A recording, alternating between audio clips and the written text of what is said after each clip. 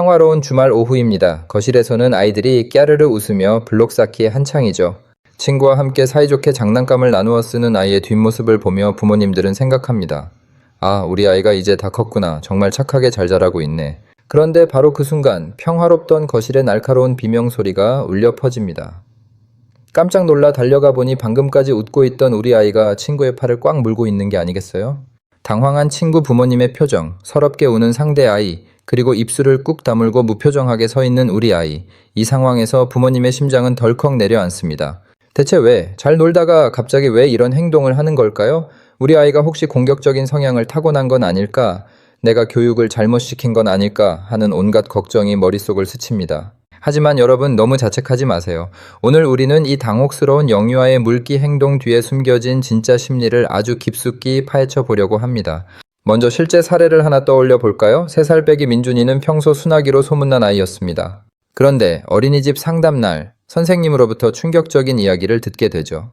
민준이가 친구와 소꿉놀이를 하다가 갑자기 친구의 어깨를 물었다는 겁니다. 심지어 민준이는 친구가 가지고 있던 물건을 뺏으려던 상황도 아니었어요. 그냥 같이 웃으며 음식을 차려주다가 갑자기 앙 하고 물어버린 거죠. 이런 상황을 마주하면 부모님들은 멘붕에 빠집니다. 차라리 장난감 때문에 싸우다가 물었다면 이유라도 알 텐데 즐겁게 놀다가 갑자기 무는 행위는 도저히 이해가 안 가거든요. 자, 이제부터가 본 게임입니다. 아이들의 이 수상한 행동에는 아주 명확한 이유가 있습니다. 첫 번째 이유는 바로 감정의 과부하입니다. 영유아들에게 세상은 모든 것이 새롭고 강렬합니다. 친구와 노는 것이 너무 즐겁고 흥분되는데 이 벅찬 기쁨을 표현할 방법이 아직 아이들에게는 없어요. 성인들은 와, 너무 좋다, 진짜 재밌다 라고 말로 풀어내지만 언어 발달이 미숙한 아이들은 이 넘치는 에너지를 몸으로 발출합니다. 너무 사랑스러워, 꽉 깨물어주고 싶다는 어른들의 표현 들어보셨죠? 아이들은 그 감정을 필터링 없이 곧바로 행동으로 옮기는 겁니다. 즉, 미워서 무는 게 아니라 너무 좋아서 그 흥분을 감당하지 못해서 무는 역설적인 상황인 거죠. 두 번째 원인은 탐구와 소통의 수단입니다. 아이들에게 입은 세상을 탐구하는 가장 강력한 도구입니다.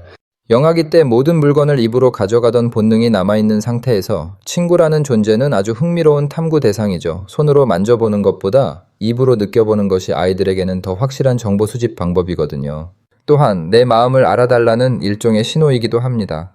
나 지금 이거 하고 싶어. 나 여기 있어라는 말을 행동으로 치환하는 과정에서 가장 자극적이고 확실한 방법인 물기를 선택하는 겁니다. 상대방이 아파한다는 공감 능력이 아직 발달하기 전이라 아이 입장에서는 상대의 반응이 그저 신기하고 강렬한 피드백으로 느껴질 뿐입니다.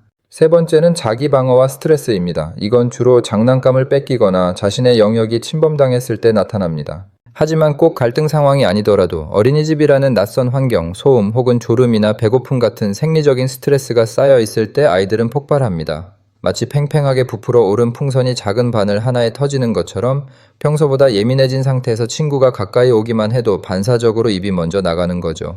이건 공격성이라기보다는 나 지금 너무 힘들어, 나 좀 내버려 둬라는 처절한 몸부림에 가깝습니다. 그렇다면 우리 부모님들은 이 상황에서 어떻게 대처해야 할까요? 여기서 부모님의 반응이 아이의 평생 습관을 결정합니다. 절대 해서는 안 될 행동부터 짚고 넘어가죠. 가장 위험한 건 똑같이 물어보는 겁니다.